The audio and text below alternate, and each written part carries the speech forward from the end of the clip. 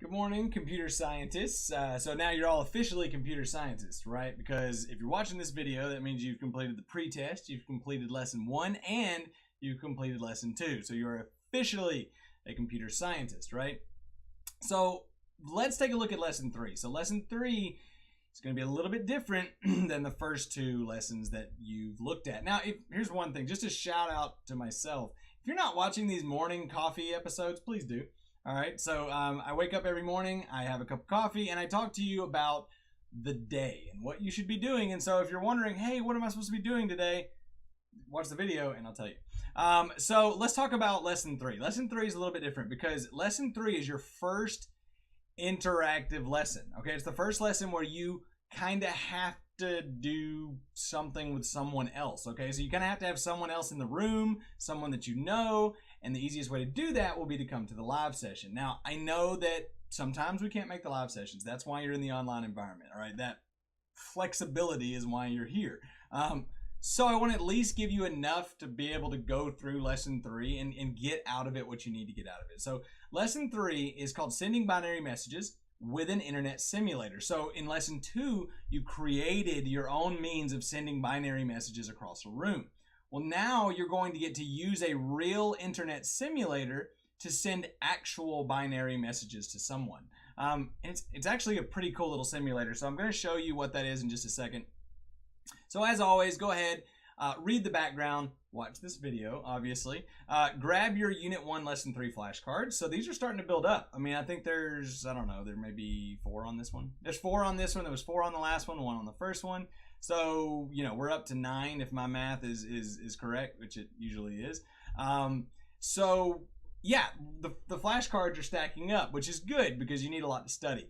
Coordination and binary messages activity guide. So, just like every other unit, you have a activity guide. So you have an activity just like in the other ones. Your job will be to fill out this form and turn it in to me. This is where your grade comes from the lesson.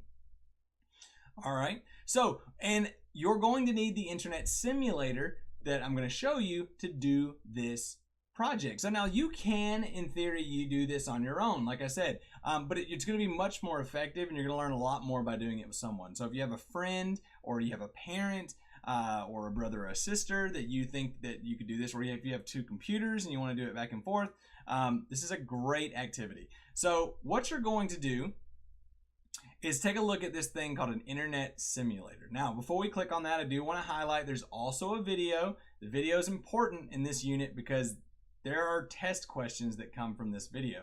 So save it, watch it over and over, do what you got to do. Flashlight test is a really cool interactive PowerPoint that we're going to do in class together. Now, once again, it's cool. If you can't come to class, just try to download it and do it on your own. There's also a quiz in lesson 3. Again, super short quiz. Knock it out, get a good grade, right? Get an easy grade. Internet simulator. So let's take a look at the internet simulator. Now, when you click it, it's going to take you to code.org. Make sure that you've created your code.org account because this is the first time you're really going to use it. So let's go to sign in. And here we have the internet simulator. So the internet simulator is really cool, all right? And there's an introductory video right here, which I'm actually going to open up on a new tab so that I can post this into the I'll post it onto the board, that way you guys can see the internet simulator and how to use it. So connect to a peer. It's going to ask you to connect to someone, so to connect to someone else that's in the room. Whoever you would like, give them this link and they'll be in the room with you. So you'll see right here Alex Bryan is in the room. When we're doing this live in class, everyone who logs in, we're going to see each other, which is pretty cool. One important thing about the internet simulator too is that you can't enter into the simulator until you have someone to join. All right, so make sure, so right now you see my name at the top like I said, but you will see someone else's name if you have someone else log in. Remember, anyone can make a code.org account. They're totally free. You can have multiple accounts. So what you'll want to do is have someone else log into this same link. If you want to use the internet simulator, have someone log into the same link and complete that worksheet while using that simulator. So like I said, it can be done if you know what a protocol is, which you should because that's one of your terms. If you know what binary messages are, you can complete this assignment without the Internet Simulator, but the Internet Simulator is just, it's great. It really shows you how these binary messages work. And when in doubt, come to class, because we're going to do this together. We'll pair up and we can actually have you, sending binary messages back and forth with each other, which is going to be awesome.